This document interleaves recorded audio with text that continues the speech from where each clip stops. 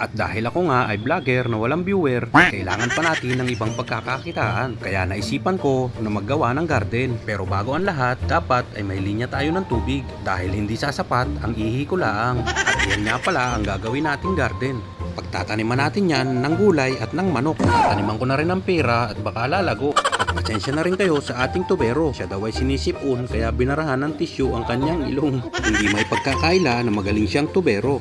Kitang kita naman sa kanyang galawan.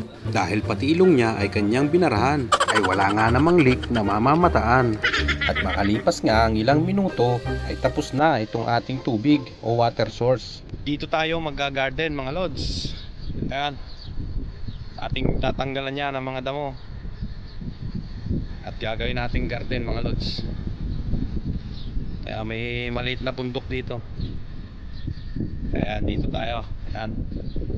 Garden na yan mga lods. Nandun yung ating tubig mga lods. Kaya may nakahanda ng hose.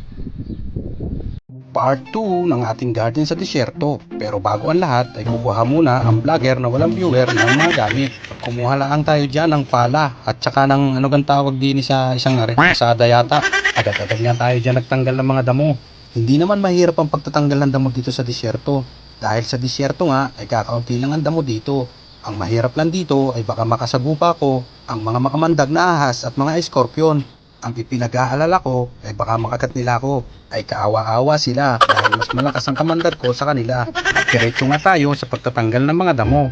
Kung makikita nyo ay buhangin na buhangin talaga ito. Kaya suntok talaga sa buwan ang pagtatanim ko dito. Pero atin pa rin susubukan. Pero sa tingin ko naman ay makakabuhay ako ng halaman dito. Ika nga sa kasabihan with God, nothing is impossible. English yun. Pero sa totoo lang naman talaga mga lods ay walang imposible. Basta kasama natin si God. Kapag may determinasyon tayo ay makukuha at makukuha natin ang gusto natin mga lods. At di yan nga lang pala ako nahirapan sa isang yan Makailang palo na ako dyan ay hindi talaga matanggal. Pero dahil may determinasyon niya ako, makailang palo sa wakas ay natanggal din. Taas yan trophy, pinaghirapan mo yan. Ayan mga lods, medyo malawak-lawak na rin ang ating nalinisan dito mga lods. Ayan. Medyo inihingal na tayo. Maya maya nga ay didiligan na natin ito mga lods. Dahil ito'y buhangin, kailangan ito'y magmukhang lupa muna bago natin taniman mga lods. Purong buhangin yan mga lods. Pero bago tayo magdilig ay iduksong muna natin na ring hose sa ginawa nating patubig nung part 1. At pagkatapos nga natin may duksong ay lalagyan natin yan ng tape mga lods para medyo may tibay-tibay naman. Ito na mga lods yung tinanggal natin na damo dito. Madami-dami din to. Kaya pwede na natin diligan to kung nalinisan natin mga lods. Malawak-lawak na rin yan. Bago natin extend pa para kon mga lods.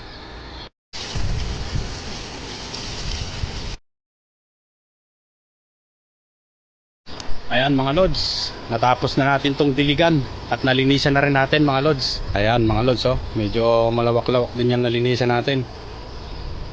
Ayan yung mga damo na dilig natin. Araw-araw natin itong didiligin mga lods para maging lupa siya. Buhangin talaga siya mga lods, buhangin pino. Ayan, lawak din mga lods.